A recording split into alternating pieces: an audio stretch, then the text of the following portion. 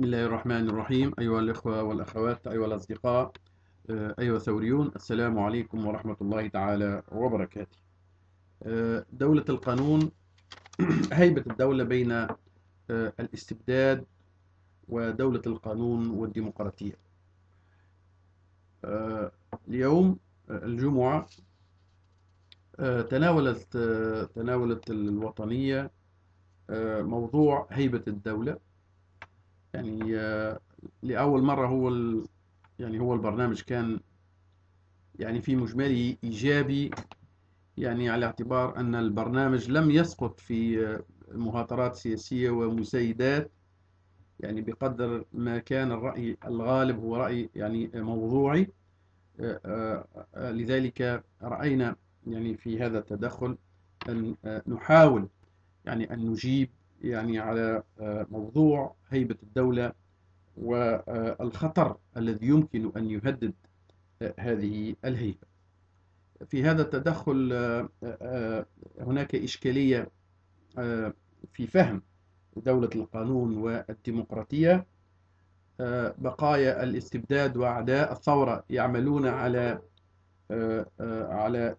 هز وإضعاف هيبة الدولة. الفوضويون الذين لا يعترفون بالقانون ولا بالدولة وينادون بالعنف الثوري ويريدون بالشرعية الثورية ما بعد 23 أكتوبر، أي بعد الانتخابات. الإعلام والسلطات هي مطوعة للعنف الثوري والفوضى، وهي غير مطوعة ومطوعة أيضا لبقايا الاستبداد، وهي غير منحازة إلى دولة القانون والممارسة الديمقراطية والأخطار الخارجية. إذن النقطة الأولى، الخطر الذي يمكن أن يهدد هيبة الدولة هو خطر في المفهوم، باعتبار أن يعني دولة القانون أو الهيبة في دولة الاستبداد هو خوف من الاستبداد، وخوف يعني من الظلم، وخوف من العقاب. فهي هيبة فهي هيبة تتخفى تحت العصا الغليظة وتحت الإرهاب. فهي ليست هيبة، وإنما هو خوف من الإرهاب وطاعة يعني للإرهاب، إرهاب الدولة. بينما في دولة القانون، دولة القانون هي في تونس يعني بزغت يعني يوم 23 أكتوبر. وهيبة الدلو هيبة يعني دولة القانون تعني انتقال مهم، وهو وهو وهو عوض يعني الانتقال من حكم إلى آخر عن طريق العنف وعن طريق الإجرام وعن طريق الإرهاب. هو تحول سلمي للسلطة، يعني عن طريق الانتخاب، عن طريق تحقيق يعني آلية الانتخاب والتعبير عن الإرادة الشعبية. إذا نفصل الاختلاف السياسي سلميا عن طريق حل سلمي، ألا وهو الأغلبية الانتخابية. يعني هذا مهم جدا، وتأسيس لدولة المؤسسات، يعني بقطع النظر يعني عن الحاكم، عن الفرد، عن الشخص الذي سوف يحكم. فالانتقال يقع سلميا، وبذلك ننتقل من دولة الأفراد، الحزب الواحد، الفرد الواحد والعائلة، إلى حكم المؤسسات بقطع النظر على تغيير الأشخاص. مؤسسات الدولة القانونية هي دائما وأبدا تبقى موجودة، غير أنه يعني الفهم، يعني الانتقال يعني من حالة دولة الاستبداد إلى دولة القانون، فيفهمها الكثير هو الانفلات وغياب السلطة. يعني دولة القانون لا تعني غياب السلطة، وإنما يعني اختلاف طريقة الانتقال، يعني من حكم إلى آخر، وتجسيد السلطة عن طريق الأشخاص وإرهاب الأشخاص. يعني تجسيد السلطة عن طريق القانون وعن طريق المؤسسات. فالمواطن يصبح مسؤول ويصبح واعي ويلتزم يعني بقوانين الدولة، غير أنه إذا خالف هذه القوانين يمكن أن يصيله العقاب تماما مثل الدولة الاستبدادية تملك سلطة، والدولة في الدولة القانونية إذن تملك سلطة. فإذن القضية هنا قضية فهم على أن الدولة القانونية، الدولة الديمقراطية هي ليست دولة الانفلات ودولة الفوضى ودولة عدم احترام القانون، بل بالعكس هي دولة احترام القانون، غير أن القانون هو أعلى من السلطة السياسية، والقانون هو أعلى من كل المواطنين والقوانين، بل بالعكس يعني القانون هو أقوى يعني من التيارات السياسية ومن الحاكم، وهو يطبق هناك عدل، يعني يطبق على كل المواطنين يعني سواسية. وهذا الفهم يعني في بداية الانتقال الديمقراطي يعني لم يحصل بعد ولم يتجسد بعد. الخطر الذي يهدد هيبة دولة القانون هو بقايا الاستبداد وأعداء الثورة. فبقايا الاستبداد ليس من مصلحتهم إرساء دولة القانون وتطبيق القانون على اعتبار خسارتهم، على اعتبار أنهم هم الخاسرون يعني على جميع المستويات، يعني سواء كان في السياسي يعني أو في المالي أو في المنافع يعني أو يعني في المناصب يعني إلى غير ذلك. فشهدنا في تونس أن أعداء الديمقراطية حلفاء بن علين استعملوا كل الأساليب يعني لبث الفوضى، يعني من عروشات، يعني من جهويات، عروشات، يعني خلق مشاكل يعني ما بين الاتجاهات السياسية، بين السلفية واليسار، بين العلمانيين والنهضة إلى غير ذلك. فاستعملوا كل الأساليب الجهنمية يعني لبث الفوضى وهز الاستقرار الاجتماعي، وصولا إلى ربما الاغتيالات السياسية، إلى تصفية جسدية، إلى استعمال الميليشيات، إلى استعمال العنف،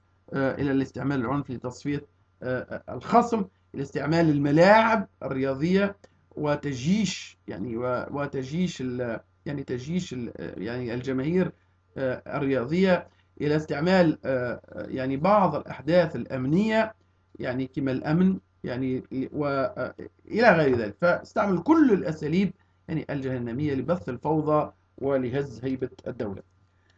الخطر الموالي هو خطر الفوضويون الذين لا يعترفون بالقانون ولا يعترفون بالانتخابات. فالخاسرون يعني في الانتخابات والذين الذين لم يأملوا ولن يأملوا الحصول على انتصار سياسي والوصول إلى السلطة عن طريق الانتخابات.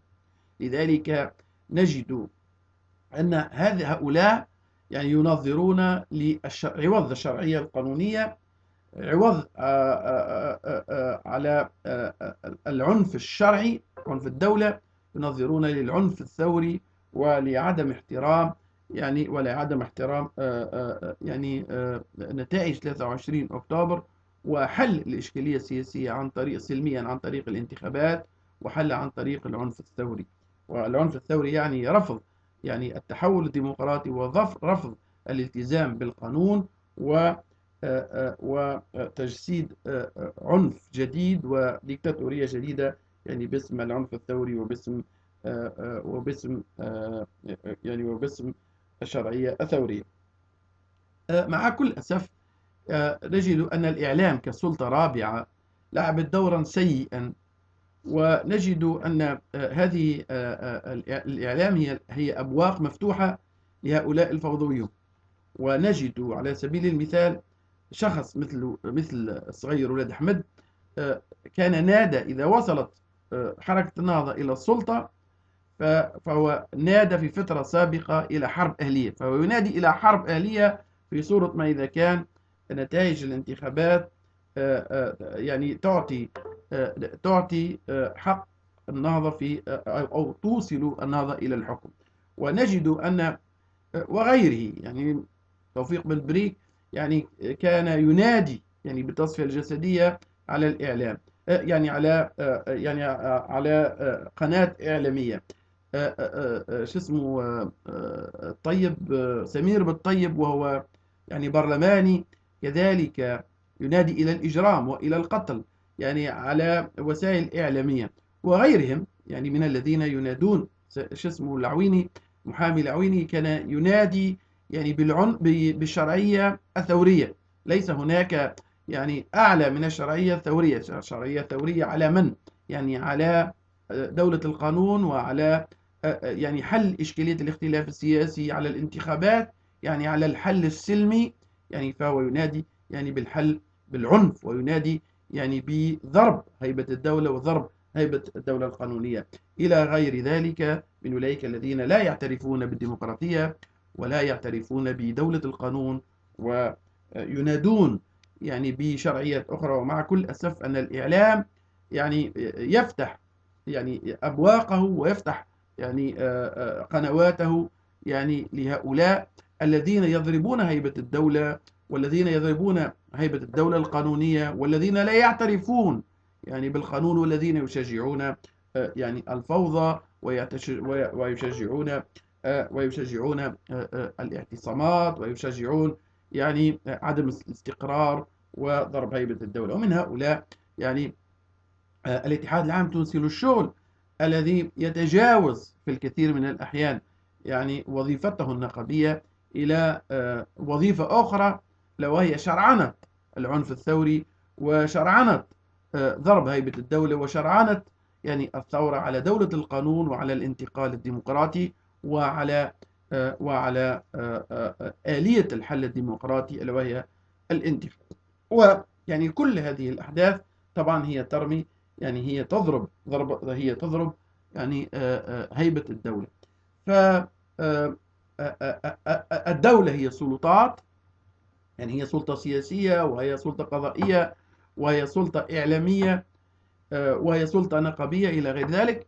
فهذه السلطات يعني الخطر كل الخطر أنها لا تطوع لدولة القانون، يعني لا تشتغل في إطار دولة القانون، وإنما يعني تطوع وإنما تطوع للعنف الثوري، وتطوع وتنظر يعني لنوع من الاستبداد الجديد الذي نعرفه يعني وواقع تاريخيا في دول أخرى على مستوى العالم. الممارسة الخطر الأخير هو الممارسة الديمقراطية والأخطار الخارجية. يعني طبعا دولة القانون والتحول الديمقراطي وتمثيل الإرادة الشعبية هذا شيء جميل، غير أنه هذه الدولة القانونية إذا لم يكن لها إمكانيات ذاتية أنها تحمي نفسها من الأخطار الخارجية ومن التدخلات الخارجية، يمكن أن تصاب يعني في هيبتها، ويمكن أن تصاب في استقرارها، ويمكن أن تصاب في استقلالها.